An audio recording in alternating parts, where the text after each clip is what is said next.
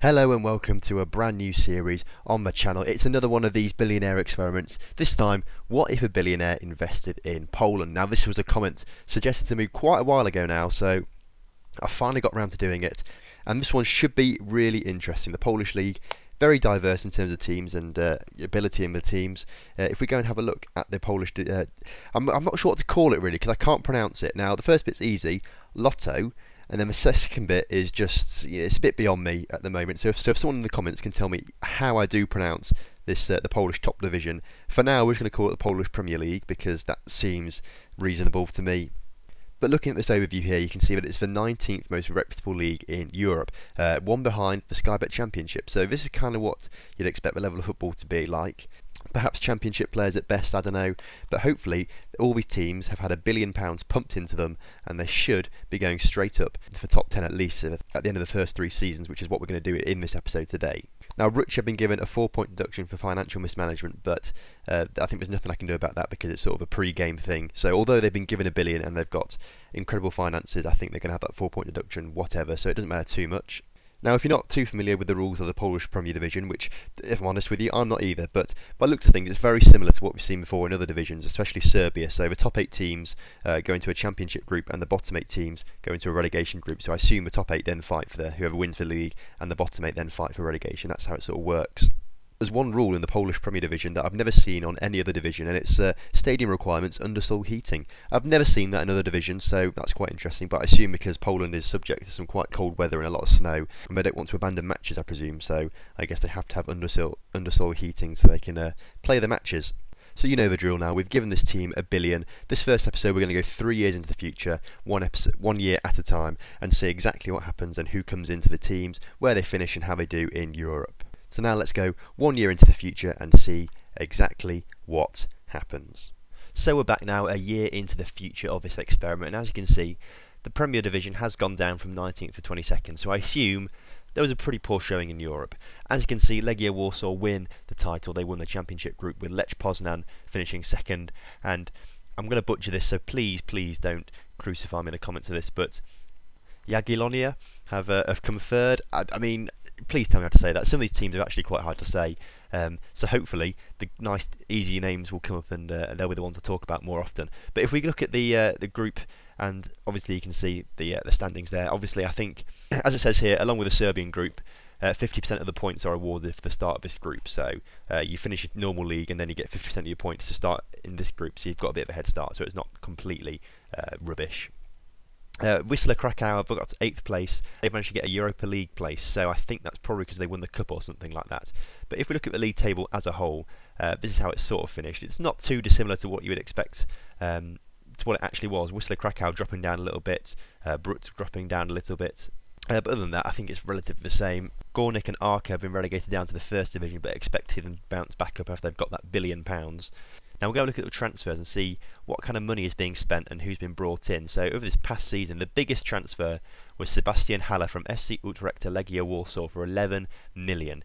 Now that's not too bad, to be fair. Obviously the league's reputation has a little bit to go yet, so they're not going to be able to bring in like Cristiano Ronaldo. But it's nice to see that they are spending some money. They're obviously using this £1 billion. Legia Warsaw clearly being the team to be. They've spent a lot of money, having 4 of the top 5 biggest transfers. In fact, 6 of the top 6. In fact, 5 of the top 6 top transfers are Legia Warsaw, so they've done pretty well for themselves. But no big, huge names coming into the Polish divisions at the moment. But I assume when the league starts to develop and it gets a better reputation, that's when more and more good players will start to come through. At the start of the season, they were in the Champions League. Now, they played in the Champions qualifying leg second round, so they're in it pretty early on, to be fair, and they managed to beat this team, Zrinski, overall 4-1 actually on aggregate.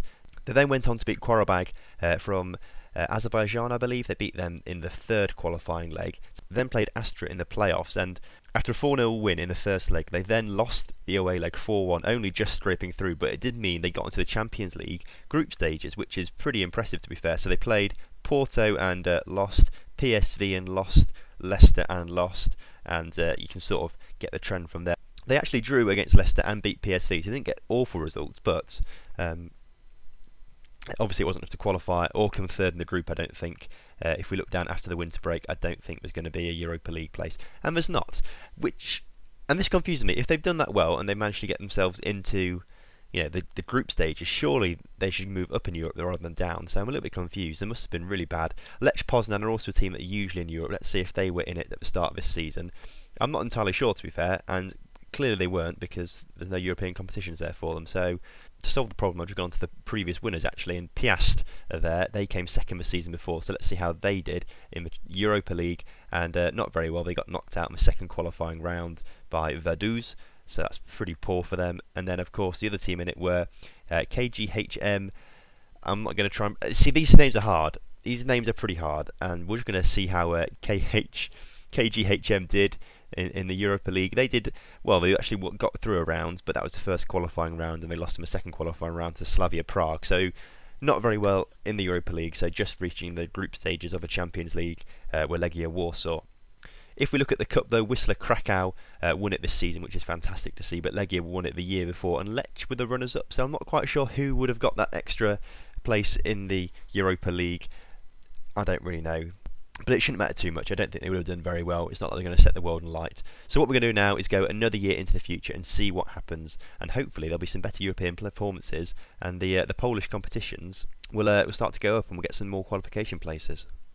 And so another season into the future has gone by, and as you can see, once again, Legia Warsaw winning the league, with Lechia coming second and Lech Poznan in third. Now what you can also notice is that it's bounced from 22nd up to 16th. That's the highest it's been in this series so far, overtaking the Croatian First Division and sitting in just behind the Swiss Super League. So it looks like things are going fairly well for the Polish Premier Division. Now, if we go and have a look at the league properly, we can see that Legia won the league by quite a distance actually, 13 points in it by total with a massive goal difference, so clearly they've done pretty well in terms of recruitment. Lechia coming in second and Lech coming in third, Lech Poznan that is. Kind of what you'd imagine as top three to be, I think, in Poland. Pogoń coming fourth overall and getting the final Europa League spot. I assume they won the cup this season. So if we look at the league table as a whole, we can see there wasn't really much change actually in this in the top three at all. But if we look at the relegation, you can see that Slask and GSK went down, and I think they were promoted last season. If we look at it now, actually Slask have been in there for a while. They've got £1 billion, and GSK, well, I assume they must have been promoted the season before. Yeah, they have been promoted the season before, so they have no money. But it does mean that a team, I think it's this one, Mlec, have managed to survive without the £1 billion. So that's pretty impressive to see, to be fair. Brook managing to climb out of that bottom two places in the relegation battle, I suppose, and they managed to avoid relegation, which is quite nice. So a quick little look at transfers then, and we can see how much money has been spent, and more money is being spent this year, but once again it is Legia Warsaw splashing the cash, bringing in a few more well-known names. I say well-known, just slightly bigger names I suppose, and from a few bigger clubs. Lech Poznan also bringing in quite a few players, but Legia Warsaw bringing in an absolute fortune of players. They've brought in so many. If we look at their transfer history for this season, how much have they spent? They spent 100 million this season and only sold 11 million worth of players. Season before they brought in 39 million, so they're rattling through their money. They're spending quite a lot of it, and clearly they're getting results. So let's see how they did in Europe this past season. Obviously the season before they got to the Champions League group stages, and as you can see here, it looks like they got through their first round against Valletta. Then they had their second qualifying round against Göteborg, and they seem to have won that. They won 3-1 in aggregate, and then it went to the playoffs where they lost to Sparta Prague. So they went into the Europa League instead, where they played Zoya, Everton and Villarreal. So that's actually quite a tough group, to be fair. They beat Zoya but lost the other two games. As we go into the second half of that group, they drew with Everton, beat Zoya again, and drew with Villarreal, and I don't think that would have been enough to put them through, and it wasn't, but at least they're making the group stages of a major European competition. If we look at Lech then, see how they did in Europe this season, they were in the Euro Cup, and they seem to have done pretty well. They got through the first qualifying round pretty easily, and their second qualifying round as well. They went to the third qualifying round against Minsk, where they seem to have won that as well, which is pretty nice to see. Dynamo Minsk, they beat them 4-2 on aggregate. So they went into the playoffs but lost to Lazio, and that's the end of their European journey this season. But Lazio are a tough team to come up against, and they did pretty well, I think, Lech Poznan. And now this team that I can't pronounce, I'm not going to say their names, but look at the schedule now and see how they did in the Euro Cup. And they got through the first qualifying round, which is quite nice to see. They got through the second qualifying round, and they got to the third qualifying round, playing at Spartak Moscow, and they managed to win it on away goals. Actually, that's pretty good after drawing both legs 1-1 and then 2-2, but they had the away advantage. They then played Panathinaikos and drew the first leg, but lost the second leg away from home, so they weren't in it. But I think that's pretty good for the Polish teams. I think that's a pretty good European showing. But of course, actually, there is one more team to go, and it is Wisła Krakow, because they won the cup, didn't they?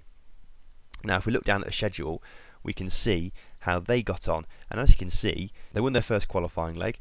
They won that fairly comfortably, actually. They then went and played their second qualifying leg and managed to win that. They got into the playoffs and played Partizan, one of my old rivals, because I used to manage Red Star. If you've not seen that series on my channel, please do check it out. We played as Red Star and Partizan, obviously being the biggest rivals, but they weren't on away goals against Partizan, so that's good.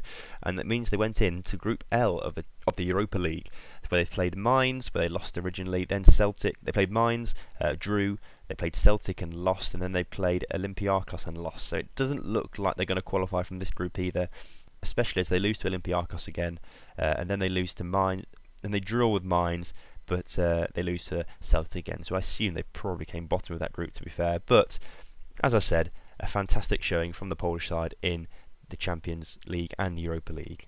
So for the final time this episode, we are going to go a year into the future, going to 2019, come back on the 10th of June and see exactly what happens.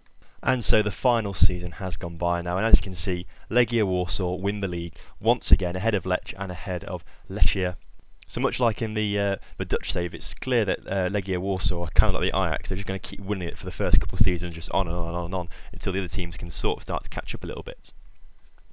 You can also see that the Polish Lotto has gone upward place. It's now 15th in the competition ranking, so it's well on its way to getting into the top 10. Hopefully next episode we will see it get into that top 10, and that'd be really good for the Champions League places. Now, as you can see, KGHM have come forth and got a Europa League space. So either they've won the cup or one of these teams have won it, and just because they're fourth place they get it. I think that's probably how it's going to work. If we go and look at the league table overall, though, as you can see, Arka and Górnik got relegated in the end.